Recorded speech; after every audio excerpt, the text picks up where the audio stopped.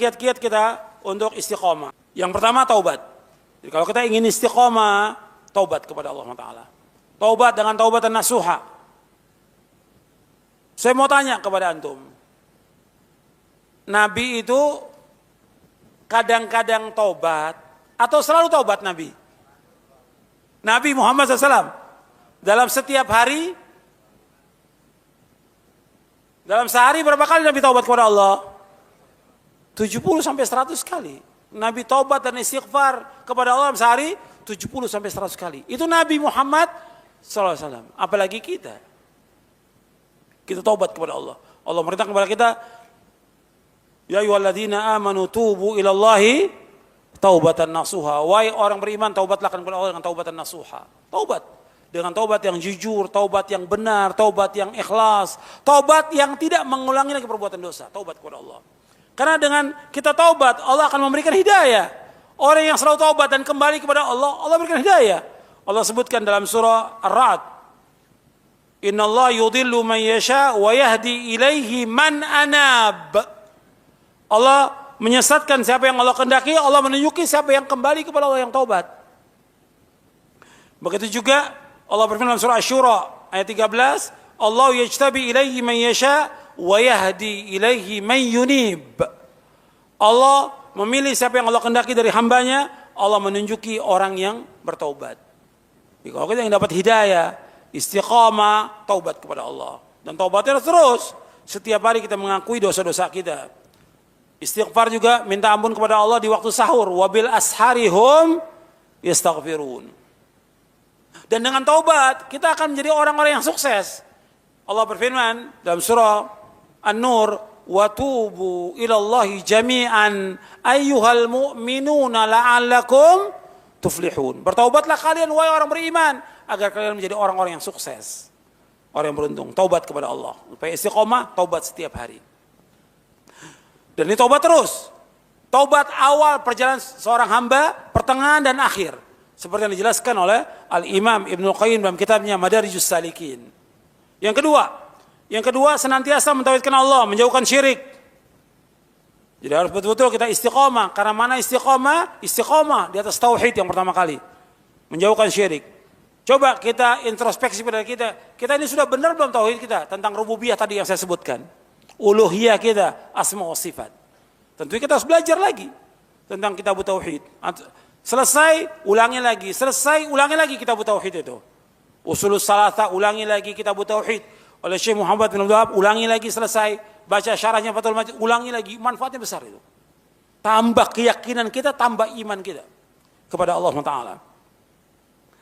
Kita harus mentauhidkan Allah, jangan sampai kita jatuh dalam perbuatan syirik. Kemudian berusaha untuk konsekuen dan konsisten dalam ketaatan kepada Allah. Jadi terus taat kepada Allah, jangan musiman. Terus setiap hari. Kalau kita kemarin Ramadan bisa melakukan ketaatan, kenapa sekarang nggak bisa? Terus berusaha kita untuk taat kepada Allah. Salat malamnya kita lakukan lagi, baca Qur'annya kita khatamkan lagi dan baca artinya, baca tafsirnya. Sedekah kita jangan cuma Ramadan, sekarang juga lakukan. Zikirnya kita, baca bukunya dan yang lainnya. Coba dawamkan dalam perbuatan taat kepada Allah Ta'ala. Kemudian yang keempat, untuk bisa istiqamah, muraqabatullah. Selalu merasa diawasi oleh Allah. Selalu merasa diawasi oleh Allah. Jadi merasa dilihat oleh Allah. Supaya kita, kalau kita merasa diawasi, betul-betul kita hati-hati. Jangan sampai kita berbuat dosa dan maksiat.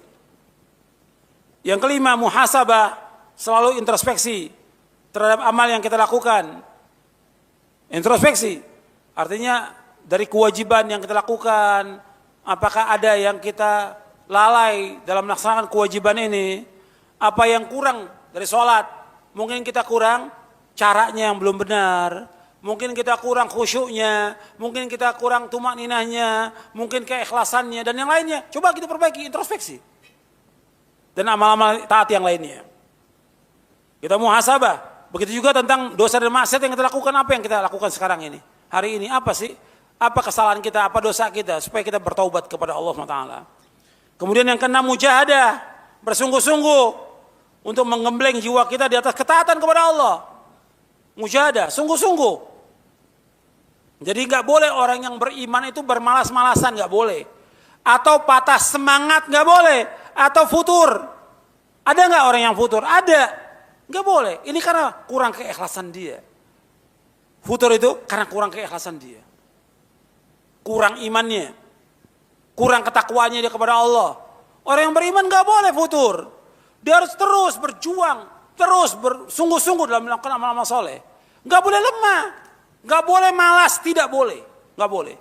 Nabi bersabda sallallahu alaihi wasallam, al-mu'minul qawiyyu khairun wa habbu ila Allah minal mu'minid dhaif wa fi kullin khair. Wa fi kullin khairun ihris ala ma yanfa'uka wasta'in billah wa la ta'jaz. Dan seterusnya di sini sahih Muslim. Kata Nabi, mukmin yang kuat lebih baik dan lebih dicintai oleh Allah daripada mukmin yang lemah. Pada keduanya ada kebaikan tentang imannya. Hendaklah kalian berkemauan keras, bersungguh-sungguh kepada apa-apa yang bermanfaat bagi kamu. Minta tolong kepada Allah, jangan lemah. Nggak boleh kita lemah, nggak boleh kita malas. Meskipun kita kena musibah, ada masalah, ada muskilah, ada problem, tetap jalan dalam taat kepada Allah. Nggak boleh kita lemah. Kalau kita orang yang beriman, kita yakin bahwa semua Allah sudah takdirkan 50.000 tahun sebelum Allah menciptakan langit dan bumi. Orang tua kita meninggal, anak kita meninggal, ada masalah yang lain yang musibah, Allah sudah takdirkan. Kita wajib mengimani, Allah akan tunjuki kita. Allah berfirman dalam surah At-Taghabun, ma asaba min musibatin illa biiznillah wa man yu'min billahi yahdi qalbah. Wa man yu'min billah yahdi qalbah. Tidak ada satupun musibah yang terjadi di langit dan di bumi kecuali dengan izin Allah. Dengan izin Allah. Barang siapa yang beriman kepada Allah, Allah akan tunjuki hatinya. Ditunjuki hatinya. Maka imani semua itu. Jangan karena musibah patah semangat, nggak mau ngaji lagi, nggak mau bangun tengah malam lagi, nggak mau sholat berjamaah, nggak mau nuntut ilmu, nggak mau baca Quran. Ini kebodohan, ini ketololan. Justru tambah jauh dia dengan Allah. Justru dengan musibah yang Allah timpakan kepada dia, tambah dia dekat dengan Allah SWT. Tambah dekat dengan Allah. Yang memberikan cobaan dan ujian siapa? Allah. Dia husnuzan kepada Allah. Apa yang Allah kehendaki buat kita, itu yang terbaik buat kita. Dan Allah inginkan kepada kita kebaikan. Dihapuskan dosa kita, diangkat derajat kita. Yang Allah inginkan kita masuk surga dengan musibah itu. Paham? Makanya kita imani. Sungguh-sungguh orang yang beriman, jangan malas. Dalam apapun juga, jangan futur. Harus semangat. Orang kafir dalam kekafirannya, orang musyrik dalam kemusyrikannya, semangat mereka. Ahlul bid'ah, antum lihat. Semangat dalam bid'ahnya. Sampai malam juga tetap masih nyanyi dia.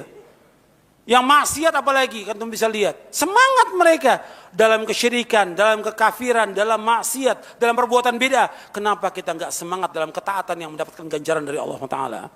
Kenapa kita nggak semangat dalam ketaatan kepada Allah, dalam sunnah Nabi yang mendapatkan ganjaran yang besar? Meskipun kena musibah, meskipun kena bencana, tapi itu Allah kehendaki kebaikan buat kita karena Allah sayang kepada kita. Apa yang Allah kehendaki buat kita, itu yang terbaik buat kita. Paham? Nah, saya lanjutkan. Ikhlas dalam kita beramal yang ketujuh. Dan mutabah, mengikuti contoh Rasulullah SAW. Ikhlas dan ittiba.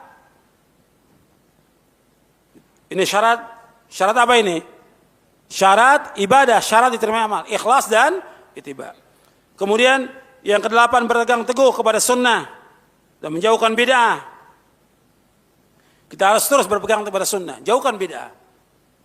Kita nggak ada toleransi, nggak ada. Untuk ingat tuh, nggak ada toleransi dalam kesyirikan, nggak ada toleransi dalam bid'ah, dan tidak ada saling bantu membantu dalam perbuatan bid'ah. Nggak boleh kita bantu. Bapak Allah merintahkan kita, wa ta'awanu 'alal birri wa taqwa wa la ta'awanu 'alal itsmi wal 'udwan. Tolong menolong perbuatan baik dan takwa, jangan tolong menolong perbuatan dosa dan permusuhan. Jadi ingat itu, bahwa kita jangan toleransi pada bid'ah. Bid'ah tetap bid'ah, jangan kita bantu, jangan kita tolong. Nggak ada kerjasama, tapi kita bergaul dengan masyarakat tetap dengan mereka. Senyum dengan mereka, akhlak yang mulia tunjukkan, salam kepada mereka, bantu mereka ketika mereka sakit, jenguk mereka. Tapi kalau bid'ah kita diundang, nggak boleh kita datang, nggak boleh ikut kerjasama dalam bid'ahnya. Itu Islam. Bab nggak mungkin kita bisa berpegang di atas sunnah kalau kita nggak menjauhkan bid'ah. Antum perhatikan kata Nabi SAW. Perhatikan kata Nabi SAW. Fa'alaikum bisunnati wa sunnatil khulafa'ir rasyidin mahdiyyin tamassaku biha wa 'addu 'alaiha bin nawajid. Wa iyyakum muhdatsatil umur fa inna kulla muhdatsatin bid'ah wa kulla bid'atin dhalalah. Jadi untuk bisa berpegang teguh kepada sunnah dengan menjauhkan apa? Bid'ah. Berpegang, kata Nabi, teguh kepada sunnahku dan sunnah khalifahku yang lurus. Pegang erat, gigit dengan kamu. Dan jauhkan semua perbuatan bid'ah. Gak akan mungkin kita bisa berpegang kepada sunnah tanpa menjauhkan bid'ah. Karena semua bid'ah sesat. Jadi teguh kita kepada sunnah Nabi. Tapi tetap bergaul dengan masyarakat tetap. Jangan karena antum di sunnah kemudian kepada masyarakat salam enggak. Mereka orang Islam. Salam enggak, senyum enggak. Ketemu dengan masyarakat udah kayaknya musuh dengan kita. Tampangnya mujrim. Kita suruh tabasum, enggak nengok sama orang, masa bodoh. Enggak boleh dalam Islam. Kaum muslimin di sekitar kita lah, mereka orang Islam. Salam, tegur mereka, sapa mereka. Ini ajaran Islam, akhlak kepada manusia dengan akhlak. Nabi menyebutkan wa khaliqin nasa bi khuluqin hasan. Bergaul dengan manusia dengan akhlak yang mulia. Akhlak yang mulia. Nabi menyebutkan manusia, bukan orang-orang yang sunnah saja, bukan, manusia. Sekarang kita bikin kelompok sendiri. Ya, jangan bikin kelompok sendiri. Kelompok ini ahlu sunnah, perumahan sunnah dan segala macam. La haula wa la quwwata illa billah. Bergaul dengan kaum muslimin. Nanti kalau ada perumahan sunnah, nanti ada mobil sunnah, sepeda sunnah, penghinaan kepada sunnah. Untuk mengharapkan duit, yang mungkin untungnya hanya 1 miliar, 2 miliar. Dia jual nama sunnah. Gak boleh dalam Islam seperti itu. Gak boleh. Kecil 1 miliar, 2 miliar, 10 miliar, kecil lah. Dibandingkan dengan kita berpegang teguh pada sunnah ini. Dunia dan seisinya gak ada harganya insya Allah. Jangan kita korbankan sunnah karena mencari keuangan dunia. Jangan. Pegang teguh pada sunnah, jauhkan semua itu. Kemudian selanjutnya, menjaga sholat yang 5 waktu. Dengan berjamaah di masjid bagi laki-laki. Adapun bagi wanita yang terbaik di rumah. Ini sudah saya jelaskan tadi. Kemudian 10 berani dalam melakukan amar ma'ruf dan nahi mungkar. Sesuai dengan syariat Islam. Karena untuk kita istiqomah berani dalam melakukan amar ma'ruf nahi mungkar. Ini banyak kaum muslimin enggak berani. Sama istrinya takut. Sama istrinya takut, nggak berani. Istrinya maksiat, istrinya ngomong dengan laki-laki, duduk dengan laki-laki, suaminya diam. Nggak boleh, dia wajib menyuruh. Si istrinya nonton TV, maksiat, dibiarkan. Nggak boleh, sama anaknya takut. Harus tegas sebagai kepala rumah tangga. Sebab Allah mengatakan, ar-rijalu qawwamun 'alan nisa. Allah berfirman, ya ayyuhalladzina amanu qu anfusakum wa ahlikum nara. Wahai orang beriman, menjaga diri kamu, keluarga kamu dari api neraka. Tegakkan amar ma'ruf dan nahi mungkar dalam rumah kita. Larang, yang dia salah larang. Yang wajib perintahkan kepada dia. Kemudian baru sekupnya kepada yang lain. Yang penting pertama kali rumah tangga dulu, baru yang lain. Kemudian yang ke-11 senantiasa menuntut ilmu syar'i dan mengamalkannya. Yang harus terus menuntut ilmu sampai wafat. Kemudian takut kepada Allah yang maha kuasa dan maha besar. Dan selalu ingat pedihnya siksa neraka. Kita harus ingat tuh. Siksa neraka sangat pedih. Yang ke-13 mencari teman yang soleh. Baik agama dan akhlaknya. Cari teman-teman yang soleh. Yang ke-14 menjaga hati, lisan dan anggota badan. Serta menahan diri dari hal-hal yang diharamkan. Jaga hati kita, jaga lisan kita, anggota badan dari hal yang diharamkan. Yang ke-15 mengetahui langkah-langkah setan dalam menyesatkan manusia. Ini banyak ini. Makanya Allah sebutkan dengan kalimat khutuwati syaitan. Wala tattabi'u khutuwati syaitan. Jangan kalian mengikuti langkah syaitan. Banyak langkah syaitan ini. Semua maksiat adalah langkah-langkah syaitan. Sedikit demi sedikit dia menyesatkan manusia. Yang ke-16 senantiasa berzikir dan berdoa kepada Allah. Kita harus terus berzikir dan berdoa kepada Allah. Yang ke-17 sabar dalam melaksanakan ketaatan kepada Allah. Sabar dalam menjauhkan perbuatan dosa dan maksiat, dan sabar dalam menghadapi cobaan dan ujian dan musibah. Sabar. Kemudian doa kepada Allah. Ini antum hafalkan doanya. Ya. Yang antum sudah hafal, Allahumma inni as'alukal huda wat tuqa wal afafa wal ghina. Ya muqallibal qulub tsabbit qalbi Ya Allahumma musarrifal qulub sarif qulubana ala taatik. Dan selanjutnya, doa-doa ini antum hafalkan. Ya ini saja yang perlu saya sampaikan, mudah-mudahan bermanfaat untuk saya dan untuk antum sekalian.